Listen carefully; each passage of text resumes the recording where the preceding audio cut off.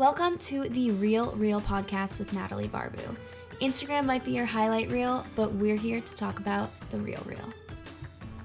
Hey everyone, welcome back to the Real Real podcast with me, Natalie Barbu. This is the first time I am actually filming myself on my computer and also recording the intro. Typically I just do a voiceover, so my podcasts are now going to be video format on YouTube as well in a separate YouTube channel, so I wanted to make sure to announce that on here. If you guys like a more visual podcast, then you guys can definitely check that out. It's definitely not the best quality, it's just my computer, but we record on Zoom and I just upload the video as well. So I figured that would be a great way to show you guys who I'm talking to. You guys can put a face to the name, and I just think some people like them on YouTube better than on just like podcasts. So that is a big announcement that I wanted to make. You guys can type in the Real Real podcast on YouTube and it should show up. But I'm really excited for today's episode with Alyssa. So Alyssa, we connected through a mutual friend, and she is one of the sweetest and honestly super, super hardworking people that I have met.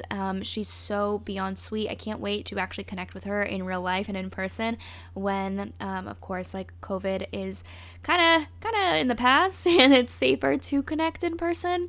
But Alyssa launched f.y.b jewelry while she was a student at the University of Delaware, and she hosted her first trunk show on campus with her sorority sisters. So she launched her jewelry collection and her jewelry company while she was in college. Her journey is amazing. Her story is amazing. It's not the typical, like, I always wanted to do this my whole life and now I finally got to. I'm really excited for you guys to kind of hear how she got to where she is today. And upon graduating in 2012, she opened up her first brick and mortar pop-up shop at the iconic Bryant Park market in New York City, which, if you guys don't know, Bryant Park does a huge holiday market, and that's a huge place to have your very first pop-up shop. But today, actually, f.y.b is sold in 300 plus retail stores, and it has a growing brand ambassador program at college campuses across the country, and it has been featured in Glamour Magazine, Huffington Post, and NYLON, just to name a few. So Alyssa recognized the value of a strong female network in growing her business, and she founded the company's college brand ambassador program to provide the same sense of community to other young women, allowing them to build their resume in a meaningful way while building confidence in themselves and having access to mentorship and opportunities. This is what makes Alyssa stand out. This is what makes f.y.b stand out. Her mentorship program, her wanting to give back to her community. She is just so kind and has such a big heart, and I can just tell from this podcast, and I know that you guys will be able to tell as well. So I'm really excited for you guys to listen to this episode and to hear her story, and hopefully you guys can get inspired, because I definitely know that I was super inspired by her story. I also wanted to shout out the reviewer of the week. I haven't done one of these in quite some time. It's been lacking on my podcast. So the reviewer of the week comes from Sarah, and she says, "I love this podcast because it always motivates me to go work out or be productive for school. Natalie brings on guests to talk about so many different topics that I think a lot of people can find someone that they relate to." Thank you so much, Sarah, for sending that in. I think that's so sweet, and of course I always am trying to bring on an array of guests. I never want it to be the same type of guest every single week. So if you guys have any suggestions, now you guys can actually leave it in the comments of this YouTube video, which is really cool.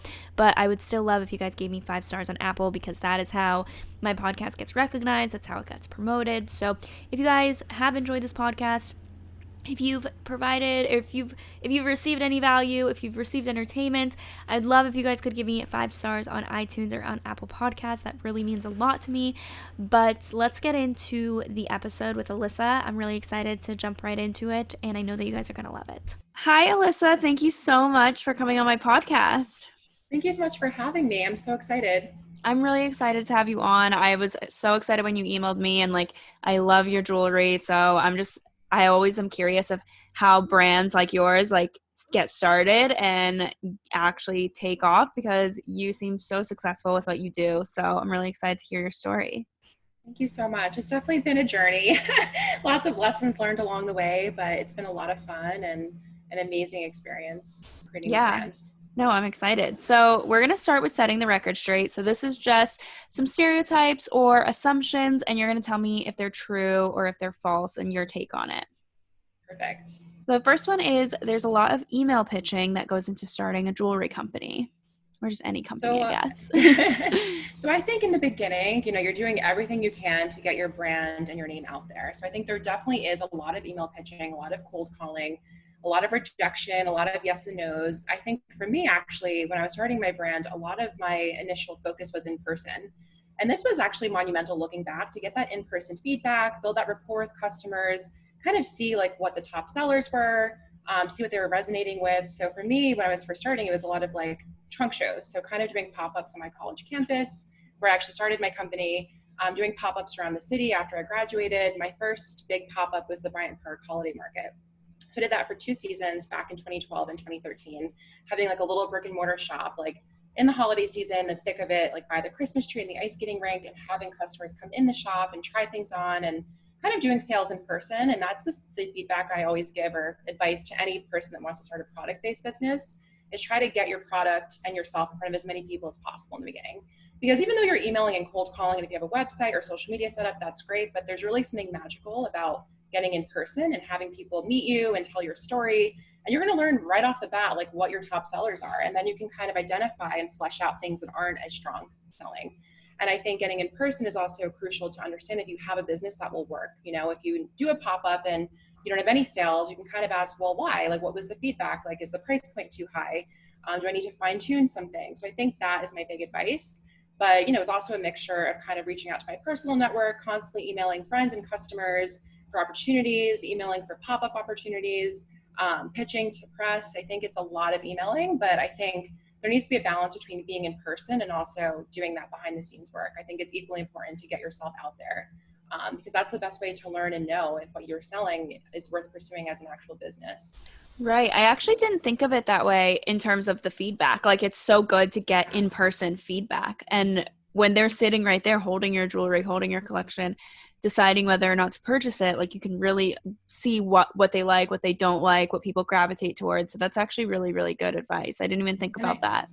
And I think too, it's hard to capture how beautiful a piece is sometimes in a photo. We're actually now kind of gearing more toward video and doing more interactive things, because it's hard to capture like the sparkle of a bead, for example, in a picture. Whereas in person, when someone feels it, they try it on, they're connecting with it in a different way. So definitely think email pitching is important, but I think it's equally important in the beginning to get yourself like physically out there and meet people in person.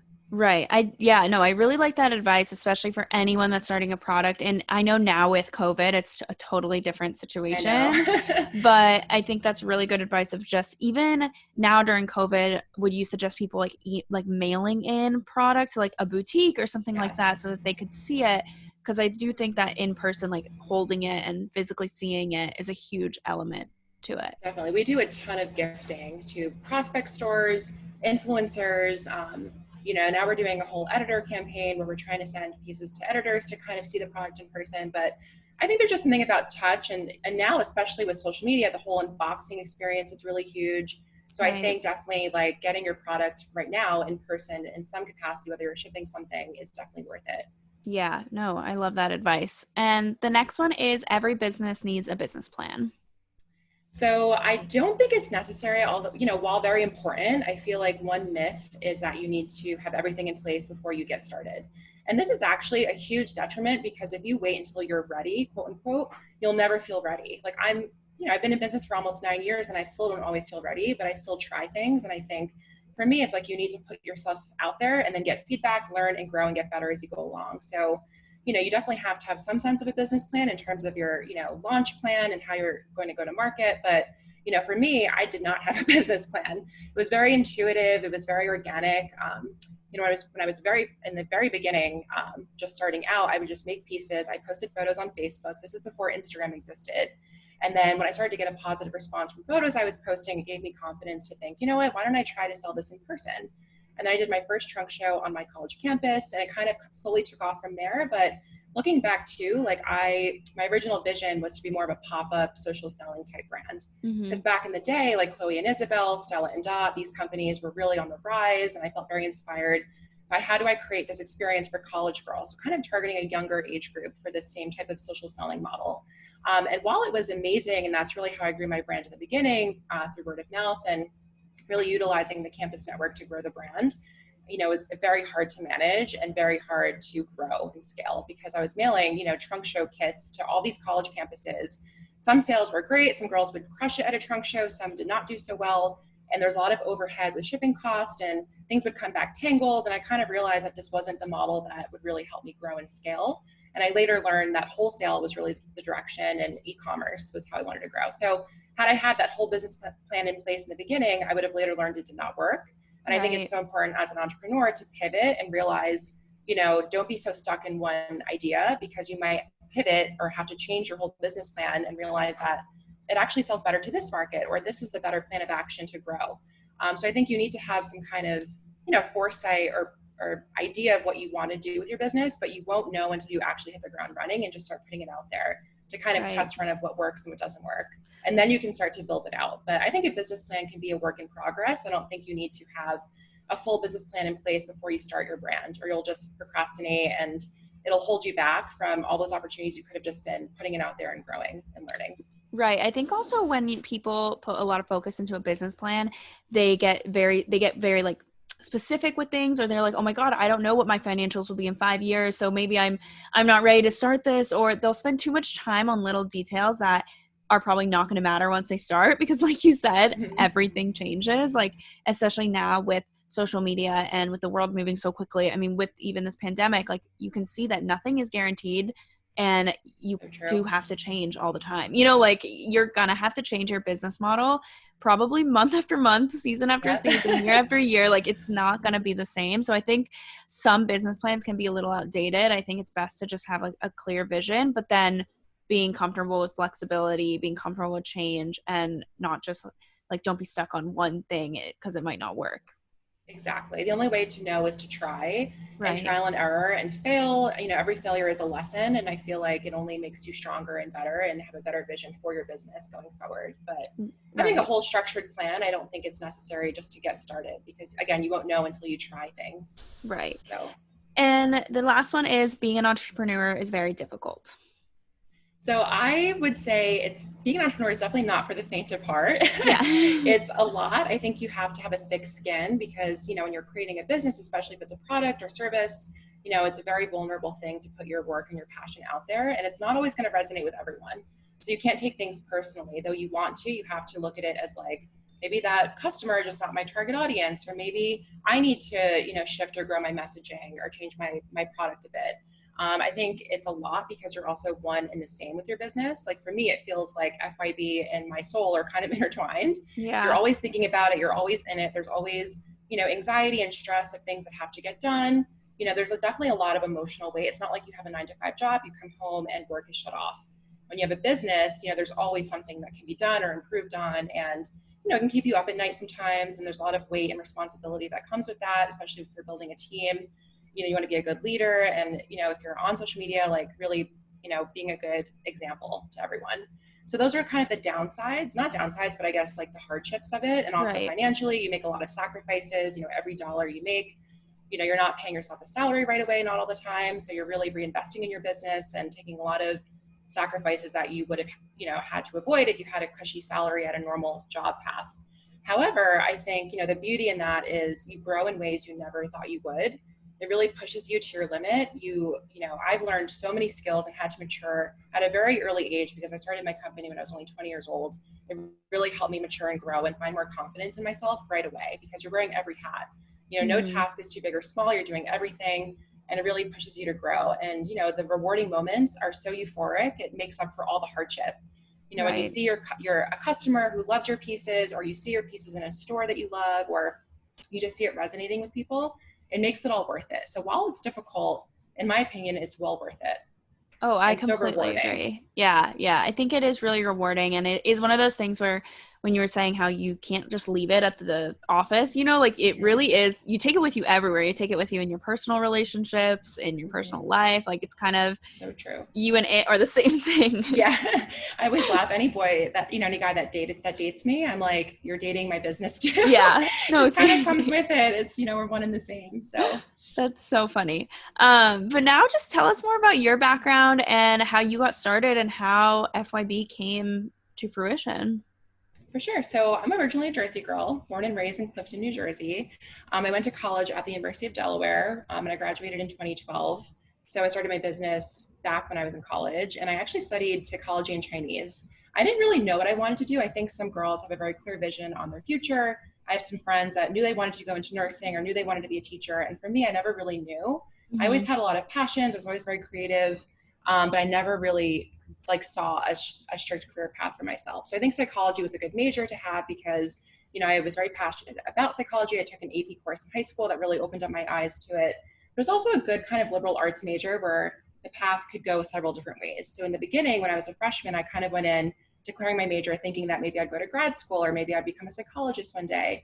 And then I kind of later realized that I wasn't feeling creatively fulfilled, and I can't even explain it. It just was this feeling of like unfulfillment that I kind of realized I didn't want to pursue that path. I was working in research labs and shadowing grad students, and a lot of them weren't happy. And, you know, I just thought, like, what is my actual purpose? Like, what actually drives me? You know, like, where does my fire come from? And I took a step back, and it was when I was a junior in college that I had this, what I call a mid-college crisis, where I didn't know what I wanted to do. And I'm like, well, who am I? I started making like lists. I had a notebook that I would just write things down. And I was like, okay, well, I really am creative. I love the idea of creating a brand. I love jewelry and accessories. I've always loved fashion.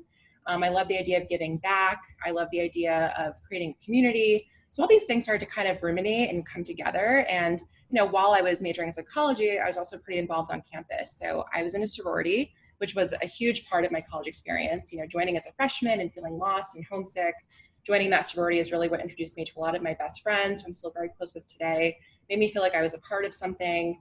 And also through the sorority, we were able to give back by doing like philanthropic things, whether they were events or, you know, volunteering. So that kind of opened my eyes to something bigger than myself. And then from that, I actually also did Habitat for Humanity. I served on the board for Students for Haiti. So I tried everything I could to get involved on campus while feeling lost. Like, okay, well, if I'm feeling lost, how can I put my feelers out there and try as many things as possible, meet new friends, you know, volunteer, give back, and do things that were meaningful. And on top of that, I also had a part-time job at a local boutique. And at that store is really where I learned everything about running a small business, from customer experience to merchandising, you know, getting familiarized with all the brands that we carried, you know, telling the designer stories. That's really what taught me a lot about the jewelry world, and materials and gemstones, and learning what they were in order to sell them. So I think like those three things coming together was really what had me, you know, come to this light bulb moment of combining my passions for design, you know, creating a business while also building a positive female community, because I had changed my life so much, and giving back would kind of culminate into all the things that I loved into one thing. So I would say I definitely had a light bulb moment of like, how can I pursue these things, maybe start my own line? And a lot of that inspiration came from working at that store where we were carrying all different amazing jewelry designers. And I thought, you know, how incredible that the designer of this brand is creating this huge business for herself and is selling her product. And that's really what made me realize I wanted to do something similar, but in my own way. That's really cool that if, for example, like you didn't have this moment of like forever in your life, you're like, I want to be a jewelry designer. I want to design jewelry. Like it kind of just happened with everything in your life that led up to that. Like if you didn't have that experience at that store, maybe you would have been doing something else. Or if you didn't major in psychology and didn't realize that you didn't like it, like who knows what you would be doing. I always think that's crazy how you don't have to do something your whole life. Like you weren't designing your whole life and then you became a jewelry designer. Like it's something that came to you and then you pursued it, but it wasn't like, oh, I always knew that I wanted to do this forever. Yeah. I mean, looking back at my childhood, I used to make jewelry. I would like make little flower bouquets. I was always just designing or making things. And I think like looking back at my childhood self, a lot of those traits and qualities have kind of transferred over into the woman I am today. And even being a leader, I think like, you know, one point in time in my childhood, I did want to be a teacher. And I think that's kind of translated over with our mentorship program for college girls, you know, getting to work with them and mentor them. I think that kind of, you know, kind of fills my passion for that. So it's interesting when you look at your childhood and who you are as a person, all these things in your life, like every experience and moment prepares you for the next step. Right. And in my opinion, feeling lost, like I felt was actually the biggest blessing in disguise, because it forced me to take a step back and really assess who I was. So I think a lot of girls, especially in college, are feeling lost, you know, girls that are graduating, especially in today's world where it's very unknown and uncertain. I think it's actually a blessing, because you have this very rare time to take a step back and think about who you are and, you know, explore different passions. You know, the rules have changed. There's no linear path anymore. Everyone can try different things, and every experience, again, prepares you and your skill set for the next thing. And I think paying attention to what excites you and what fulfills you is the best way to start figuring out your passion. Right. And what is your mentorship program that you guys have? Yeah, so we have a brand ambassador program, which is geared toward college women. And we recently actually expanded it to be open to post-grad girls because a lot of girls that were graduating reached out to me and they're like, I would still love to be involved. Can I still be an ambassador? And I was like, you know what? Instead of limiting it to just high school and college girls, let's open it up for girls of all ages to be involved and rep the brand. So again, like I mentioned, I was in a sorority in college and I was starting the business. I started it on my college campus. And a lot of the girls that were championing my brand and really helping it get off the ground were girls in my sorority. And when I graduated, a lot of them had reached out to me about internships. They knew I was going to be in the city and they were like, how can I get involved? Can I do a trunk show on campus? And that's when another light bulb went off of like, you know what, this business taught me so much and helped me grow my skill set. Like, how can I, open this opportunity for other girls to get involved? And that's when the whole campus ambassador program started to come to fruition. It was this idea of like giving this ability to girls that maybe were not fashion or business majors that now wanted to go into that, but didn't have the internship experience or anything on their resume that was relevant to then get that next job or internship. So it's kind of like, a way for them to build their skill set and their resume with leadership, marketing, social media, sales. We do a lot of give back where they do a trunk show for a fundraiser. So that's, philanthropy experience, and also creating community where they're meeting each other, they're working together, they're making friendships. Kind of like it's its own experience within their college experience where they're kind of, building this path for themselves where they might not have had that experience otherwise. And to date, we've had over 75 universities, and I've mentored about 500 girls over the last 7 years. We've really been running it, which has been so rewarding. Wow. And just amazing. Like, I've given tons of recommendation calls or references for jobs, and they always talk about their time with f.y.b. and how much they learned because it is a small business and because it was very hands-on. They learned a lot of different skills that encompassed a wide range. So for me, it's rewarding to watch them start with us as an ambassador and then kind of grow and flourish in their careers after, and how, it was a stepping stone for them or a chance to meet one of their best friends that they're still very close with, or really learn the ins and outs of a small business. So for us, it's really the heart and soul of the brand because I started it when I was in college and it was inspired by my own journey, but then also to see the community that we've created over the years and how many amazing girls we've had through it has been really rewarding. Right. I mean, that's so cool. I think that you are able to see that when you were in college, you were feeling lost. You didn't know what you wanted to do. Like, if you had something like this, or you did have it at your own online or at the shop that you worked at, but having that experience in something that you're actually interested in, and the fact that do you care about like what major they are? Do you look at that, or it's anyone? No. I think it's everyone because again, like, and I have friends too that maybe majored in journalism that are now working in finance, I think your major is important to a certain extent, but I think what's more important is the actual tangible experience you have in the real world. Even my friends that are recruiters, they always say they look at resumes for, internships they've had or job shadowing or things that are tangible. And for me, what I look for is passion.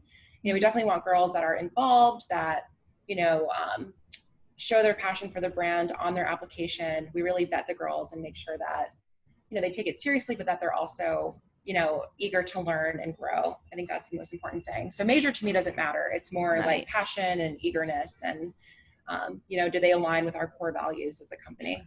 Right. I think that's just such an awesome opportunity that you're granting to so many girls, because this is actual, like you were saying, real small business experience, which is very hands-on in so many different aspects. I feel like working at a small business is one of the best experiences you could have because you really do wear so many hats. You see so many parts of the business. Like, if you work for a big corporation and you're in marketing, you're not really going to touch finances at all, but like in a small business, if you're working at a store, or if you're a brand ambassador, you might be able to see some of the design process, but along with the marketing, and typically at a big corporation, you really won't see that as much and you won't get that experience as much. So I think that's so awesome what you're doing for college girls and beyond, and high school girls. Like, that's so incredible.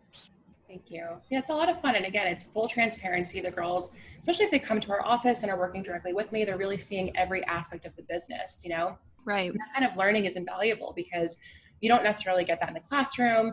And like you mentioned, at a bigger company or internship, you might not get to have your hands in every bucket, but they're seeing everything from the design to creation to how we pitch it on the website to a sale to working a trade show, all the behind the scenes. And also, they get to see pictures of themselves on our Instagram feed. We often use our brand ambassadors or customers, real girls as our models. And for me, that's really the heart of the brand, is really featuring, real women and girls and showcasing them and their stories. Right.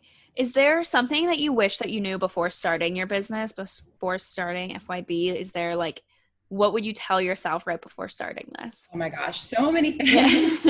I would say the first thing is I wish I had a better grasp on my finances. I was a psychology major. I didn't have an accounting course in college, or I didn't take merchandising. So I feel like I didn't have a strong grasp on the actual cost of things. So in the very beginning, when I was first pricing pieces out, I was only pricing them based on the cost of materials. I wasn't factoring in my time, labor cost, packaging, shipping. I think I could have been more profitable early on had I better understood my numbers. So I would say like that was something, like looking back, I would always say know your numbers. The second thing was like having a more focused collection. I had way too many SKUs. A lot of my things were, custom, one of a kind, which was great and special, but that's very hard to scale. If a store wants to place an order for 20 of one item, I couldn't do that. Right. And I think, keeping it small and simple and being known for one thing is better than having a million things and being very confusing as a brand. And the third thing is like not being afraid to put myself out there more. I think, like I mentioned earlier, you can hold yourself back so much by waiting until you're ready. And that's truly a myth, because the only way to be ready is to try and fail and learn and grow. And I think I made excuses. I procrastinated the hard things. I always felt like I wasn't ready to do a trade show, or that, I didn't feel, as confident as I should have felt with like pitching myself more, like being more vocal about what it is I was doing. And I think every person you don't share your story with, every time you hold yourself back, that's a missed opportunity, because you don't know who that person knows, or that person's friend could be a customer, or maybe knows a buyer, or is friends with an editor. You just don't know. And I think it's really important to be more vocal. So I would say like definitely having more confidence and not being afraid of putting myself out there more, and, waiting, like stop procrastinating, do the hard things and just try. Right. Those are definitely three things I wish I would have known sooner or done sooner. Right. Are all of these things that you learned with just trial and error? Yes, definitely. Yeah. I feel like especially like accounting is something that people don't really talk about that much, because you're right. Like being a psych major, you might not have taken that many accounting courses in school, which I feel like if you want to have a business, do you recommend people to take a course or something like that, or just like really think about it every step of the way? So after my first year, I finally hired an accountant that did our books, did our taxes for us. And that was like my first quote unquote hire, like really working with a full-time like accountant to kind of run that for me. And then also online QuickBooks is amazing. We use that now, and I kind of we do our own books now, and our accountant still handles the bigger things, but online QuickBooks is so easy to get set up on, and it gives you a big picture. It even creates like pie charts and graphs, because I'm very visual. It shows you like your P&L, and you can like, create categories and just kind of start bucketing things and have a clear glance at how much you're spending on marketing, packaging, cost of goods, and you really get a better picture of, are you profitable? Like, what are areas you can cut back on?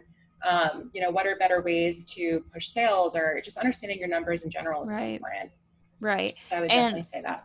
Who was your first hire? Is it just you still, or do you guys have a team besides the brand ambassadors, or who was your first hire that you had? Yes. So I work with a team of about 12 people. So it's a mix of part-time and full-time employees that encompass sales, PR, social media, photography, graphic design.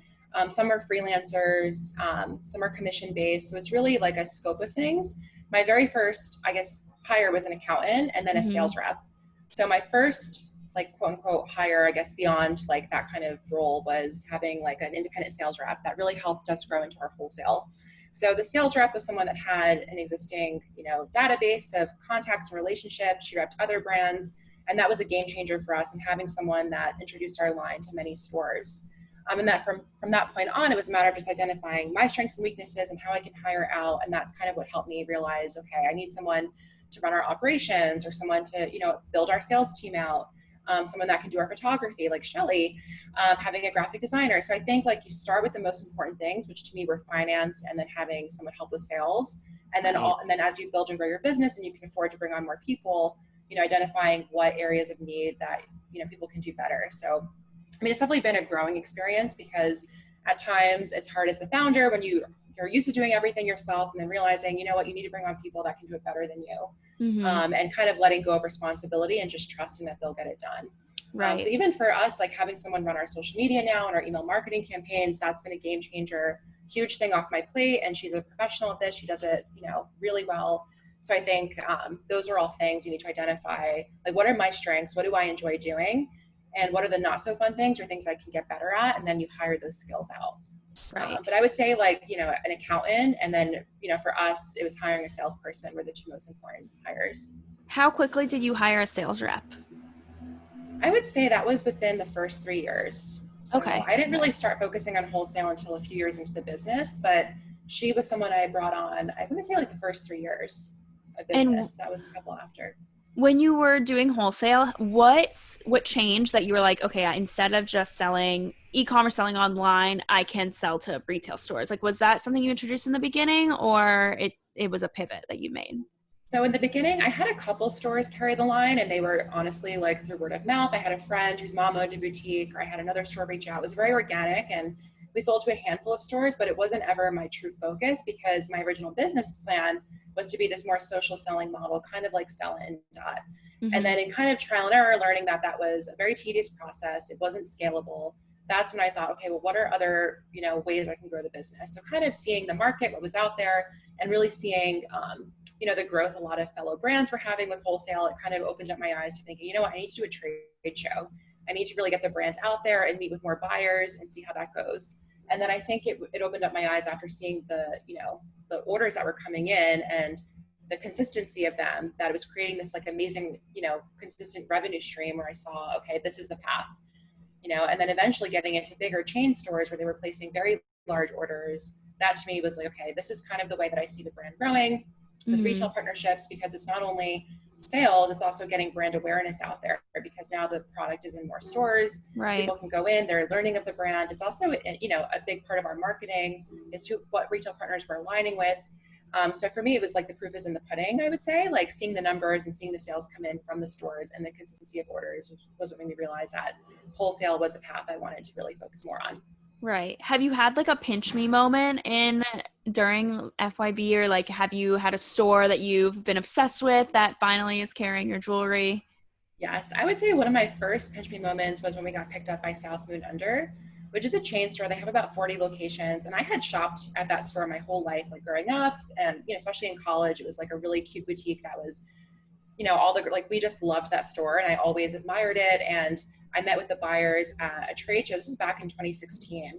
And I think when they placed that order and I saw my product in, over 30 stores at the time, that to me was a pinch me moment at 26 years old, to like see my jewelry, the creations that I had come up with in my head, now being sold at like nationwide stores, with a store that I had really loved. That was definitely like one of my biggest pinch me moments. I always think back on that. It was like one of our first big breaks. Yeah. And then also seeing our product featured in magazines, that was always really exciting and never gets old, or seeing it in a really cute store, meeting the buyer face to face at a trade show and then seeing it on their Instagram or seeing customers resonate with it.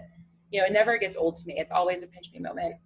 And most recently, moving into our first showroom space here in Brooklyn, was definitely a pinch me moment, like having, a true headquarters where we're planning to actually create a mini retail space within our showroom where customers can come shop in person. So it's kind of like a flagship store. So right. Earlier this year, signing the lease for our first official showroom was another pinch me moment and milestone for us. That's so cool. Yeah. I mean, especially like you were saying, you've been in New York for so long. And so having your own physical space, I feel like must be such an accomplishment. Like I would love to have like an office in New York one day. Like that would be my dream, would be like to have a place where I can meet clients in my own office, like have a podcast studio in there, have something, like that would be so cool for me. You'll have it soon. So that's awesome that came true for you. And like, I mean, I feel like you've worked so hard as well all of these years, and like you were saying, you've constantly adjusted and readjusted. And I think that's one of the biggest things for businesses today is like, you cannot stay stagnant. You have to constantly be like on your toes and doing something new. So I think that's awesome. How has like COVID been for you? How has this pandemic affected your business? Yeah, so it really affected us because, our business is pretty much, now that I pivoted to wholesale a couple years ago, the bulk of our business, like 75% of our business is actually wholesale. And all of our stores closing really affected orders that we had coming in. Luckily, a lot of our stores were able to kind of pull through this pandemic and pivoted themselves to launching an online shop or kind of leaning into their social media presence and their local community to keep orders coming in. But a lot of the orders that we had were put on hold or canceled. So, that was kind of heartbreaking. But at the same time, my heart went out to them because they have a physical store and overhead and rent. So for us, it was like, how can we pivot to best accommodate them. So we changed our wholesale policies, we eliminated order minimums and, allow them to, we even did drop shipping, like how can we best help our retail partners right now? So that was a huge pivot for us in the way that we were affected. And then for me too, it's kind of a matter of like putting more heart and soul. I feel like now's the time to get more personal now than ever with social media, like really sharing your, getting on video and talking directly to your followers and doing things that mattered. So one thing that we did right away was launch a bracelet to benefit City Meals. So City Meals is an amazing organization based in New York that provides meals and companionship to New York City's homebound elderly population. And so I wanted to find, a local New York City based organization where we can make an impact and work with directly and kind of champion our followers and our community to give back as well. So we launched a bracelet donating 40% of proceeds to City Meals directly. And that was something we launched right away, when the pandemic really hit New York, and the response was incredible. We were able to raise like close to $2,000 for City Meals. And it's an ongoing thing. So we're going to continue to have it on our website, and that's a lot of meals. So I think it was so inspiring for me to see our followers and our customers kind of come together and support City Meals with us. And that was just amazing. So that was one way we pivoted and kind of, again, like focused less on wholesale because we knew our stores were not in the place to order, and how can we focus back on e-commerce and, for myself personally, to get more active with social media. So we actually launched an IGTV series called Heart to Heart, where we have women come on each week. I need to pick it back up because we're busy now that we're getting back, but we were doing it weekly. We had different conversations, and we polled our followers on what are the types of topics you want us to cover, whether it was, I'm graduating this year, like what's career advice, what career topics can we cover, or whether it was dating in times of COVID, or having another business owner come on. I think those conversations and kind of using our platform in more than just a way to sell to our followers, but how can we inspire them or motivate them through this content series. So I think it helped us, refocus back on those conversations and content, e-commerce, and then how can we best help our retailers. But, we definitely took a hit in terms of sales, but to me, that wasn't even a priority anymore. It was more of like, how can we get back to our community? How can I inspire our followers? And how can I best help our retail partners that are suffering way more than we are because they have overhead of their stores? So I think that was all like ways that we pivoted and ways that we were affected. Right. So I think that that's actually really cool that you guys as a business are now making, like, you guys, your content is not just bracelets and not just jewelry, like it's so much more, like you were saying, career advice, dating advice. And I think now in like, while everyone's on social media, it's so important for a brand to not just be like a product. Like you kind of have to be a whole brand, as in like people come to you for different things, not just for product. So I think that's actually really cool that you guys started that IGTV and that you guys are reaching out to your followers and actually having a relationship with them rather than just like selling.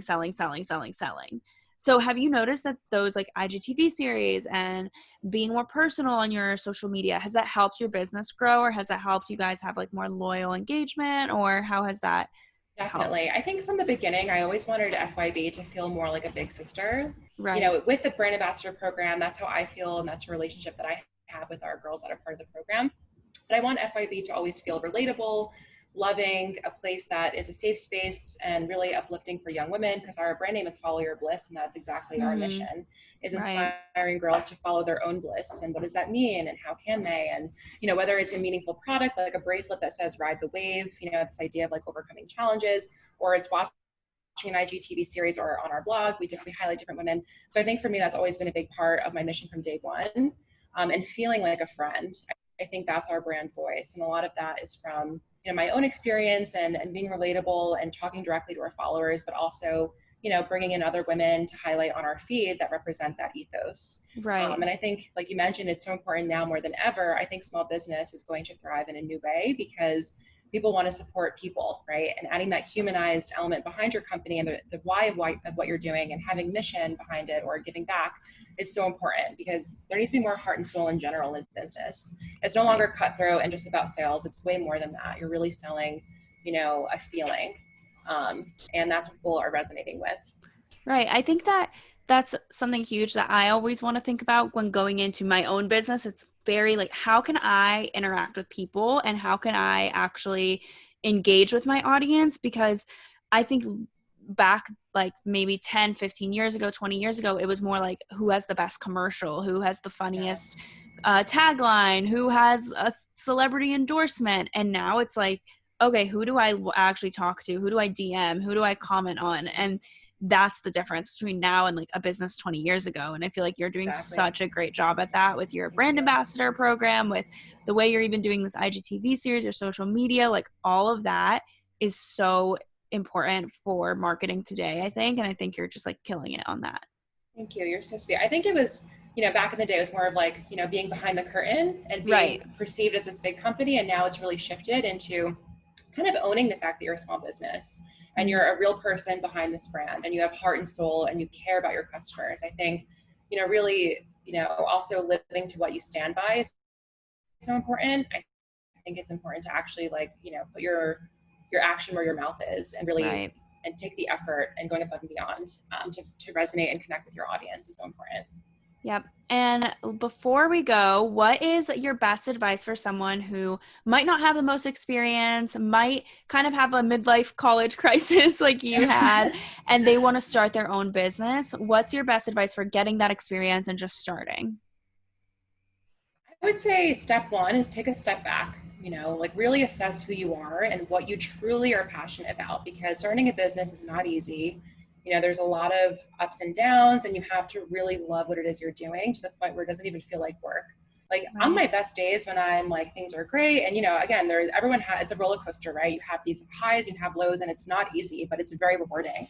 And there's moments to me where running my business doesn't even feel like work. I'm like, oh, this is amazing that I get to do this as my career, because there's moments where I don't even feel like I'm working because I love it so much. I love designing. I love connecting with people. I love working with other small businesses. I think you need to really identify what you truly, truly love. And if you're in it just to make money, you're picking the wrong thing. You need to really figure out that. Also know your strengths and know your weaknesses. For example, if you're more introverted and you don't enjoy sales or being out there, then maybe think about how you can pick a career path or a business that allows you to be more behind the scenes. Knowing your interpersonal qualities is so important, and really thinking about that, like your personality, what you enjoy, not even just like the actual business or product, like think about yourself and like your dream day-to-day life. That's super important, that I think gets overlooked too often. Some girls say they want to work in fashion or become a buyer. They don't know the reality of what that job entails. You need to really think about like your day-to-day life, because your job is going to be like 80% of your time in some cases. So being truly passionate. I think the second thing is focus on building your relationships. Now, this is something that I think is so important. Most of my biggest accomplishments in my business or things that have happened have all been through my relationships, whether they were friends that I've or people that I met or networked with, where I really fostered that authentically. It's not enough just to want to email someone and pick their brain, but how can you, give back to them as well? It can't just be take. How can you give? And that's an amazing way to approach potential mentors or people you want to work with. How can I give to them? Not just what can I take from them? So really building relationships in an authentic way, because you don't know where someone could end up in their career path. Never burn a bridge, because everyone's growing and changing, and you just don't know that friend you met one time at a friend's party could end up being a buyer for a store that you want to sell to. You just never know. So really build your relationship and keep in touch with those people and show you care. Don't just make it about, again, when you need something, you reach out to them. Being authentic and becoming friends with people you really want to work with.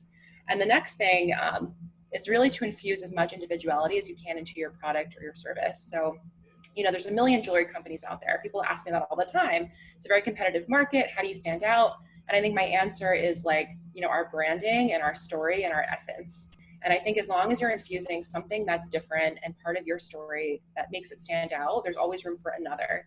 There's always room for another podcast or another bar of chocolate or another jewelry company or another, soap brand, whatever it is you're creating. If you do it in your own way and you focus on the packaging, the experience, the story, the mission, then you're doing something different and there's room for it. I always think about like Godiva or Hershey's or Lynch chocolate or Mass Brothers, right? There's tons of chocolate brands, but they're all doing it in their own way and they all resonate with a different customer. So I think that's a huge thing. Don't try to copycat or try to be something that someone else is doing exactly. Do something in your own way. And there's always room for more. Never feel like you can't start something because there's so many out there. That's another huge myth. This idea that, oh, well, I can't be a photographer because there's so many and it's so competitive. The answer is no. Find your own way of editing or your own style or your own service that you offer, and really getting creative with that. And then there's no competition because you're creating a fresh, open slate. And people will resonate and vibe with what you do. There's always a customer for everyone. So never feel overwhelmed that someone's already doing what you're doing. I could not agree more. I feel the same exact way with like social media stuff, for example. Like people are always like, there's so many people on YouTube. Like, why would I start a YouTube channel or on Instagram or a podcast or whatever? And it's like that just because there's a lot of people doesn't mean that you're not going to be successful. Like people can watch multiple people. Like people can watch so many different YouTubers. I follow so many. Yeah. Yeah. And there's always room for more. And like same with photographers, like you were saying, like people will hire different photographers. There's always people needing that service. And I think that just because someone else is doing it, like you were saying, like doesn't mean that they're not going to like the way you do it. So I think that that's like such good advice that I always try saying to people. So that's cool that me and you both agree on that. But thank you so much for coming on my podcast. Where can they find your jewelry and f.y.b, and where can they find you, like your Instagram, social media, and all of that stuff? Yeah, so our Instagram is at f.y.b jewelry. You guys can shop with us online at www.f.y.b jewelry.com, or you can find us at one of our nationwide retail partners. So on our website, we have a page that's called Stockist, and there you can search by state and locate a local store near you. Awesome. I'm really excited to have this episode go up. I think it's going to be amazing. So thank you so much, Alyssa, for coming on. All right, guys, how did you enjoy that episode? I hope that you guys loved it as much as I did. It's one of my favorite episodes I've uploaded in quite a while. I just feel like me and Alyssa are very similar, and we connected in a way that I haven't connected with that many podcast guests before, so she was really awesome. But if you guys did like it, be sure to give it 5 stars again, and be sure to also join the Facebook group. So the Facebook group is a great way to get to know other people in the community. If you have a job listing you want to post, if you want career advice, if you want some tips and advice, whatever, you guys can definitely do that as well. And then also one last thing I wanted to self-promote is my Patreon. Alyssa actually did an Ask Me Anything on my Patreon, which this interview does cover her story, but the Patreon actually covers technical questions. So if you guys are interested in the influencer marketing business, how she decides between influencers, what she looks for, anything to do with like marketing, like which marketing campaigns work for her and which didn't, so more technical questions in the space, then you guys can go to the Patreon. She even answers questions like how she got into all of the retail stores. So if you want those technical answers, definitely be sure to join my Patreon. It's starting at $3 a month, but that like the exclusive content, so the Ask Me Anything, is only $6 a month. So I will have that linked as well. But thank you guys again for listening, and I'll see you guys next week on another episode of the Real Podcast.